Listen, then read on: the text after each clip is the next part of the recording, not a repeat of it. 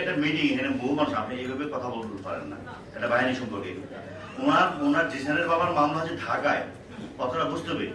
আপনি এটা পলিটিক্স মঞ্চ না, ছাত্রদের উপরে আমি নিজেও আপনাকে বহু আগে ঢাকায় ছাত্র করে আসছি করেছেন না। এখানে কথা বলবেন যখন একটা ফর্মাল মিটিং এ কথা বলবেন, তথ্য নিয়ে কথা বলবেন। তথ্য আপনি আমার অফিসে আসেন, আমি দেখাই দেবো। আমরা তথ্য নিয়ে বলছি স্যার, সিস্টেম বিষয়ে আমরা তথ্য দিয়েও আমরা অনেক সময় কোনো ভূমিকা পাই না। আমরা আপনারা দেখুন আপনার নিজের শত্রুকে আওয়ামী লীগ বানায় ধরার জন্য চেষ্টা করতেছেন, যাকে আপনার পছন্দ হয় না ওকে বেশি বানায় না। যারা মামলার আসামি ওদের গ্রেপ্তার চাই স্যার। আরে মামলার আসামি কাকে গ্রেপ্তার করবেন? আপনি মামলার আসামি, আপনি মামলার আসামি গ্রেপ্তার করবেন না কাকে গ্রেপ্তার করবেন? আপনি এই ফর্মাল মিটিং এর কথা বলছেন কি জন্য? এটা তো তারা স্যার কোথায় বলবো আমরা? আপনি আমার অফিসে আসেন। অফিসে আজকে আপনি বলছেন অবশ্যই আসবো, কিন্তু এর স্যার বললেন নাই, কখন আমরা আপনার সাথে দেখা হয় নাই। আমি ছাত্রদের বাইরে বাইরে স্যার, আমি জুলাই যোদ্ধা, এখানে যে তথ্য সমস্যা ছিল ছাত্রনেতা, আমি কথা বলবো কথা বলবো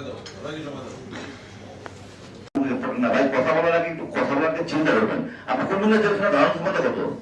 আমি 2টা করে রেস্ট কিন্তু কাকে রাখতে পারবেন? কথা বলার আগে চিন্তা করবেন। কি বলতেছেন? কোন জেলখানা ধারণ ক্ষমতা কত? 2 লাখ লোকের 2 লাখ করে রেস্ট কিন্তু আমি রাখতে পারবেন আপনি? কথা বলার আগে একটা বাহিনী সম্পর্কে কথা বলার আগে, এই বাহিনীটা 5 আগস্টের পরে যেখানে কোথাও পুলিশ ছিল না, সেই পুলিশ ঘুরে দাঁড়িয়েছে। ফ্যাসিস্টের লোকজন তো আছে এখন অনেকেই, প্রতিদিন চাকরি যাচ্ছে আমাদের। আমরা এবার জাতীয় নির্বাচন তুলে দিই নাই? জাতীয় নির্বাচন হয়েছে না এখানে?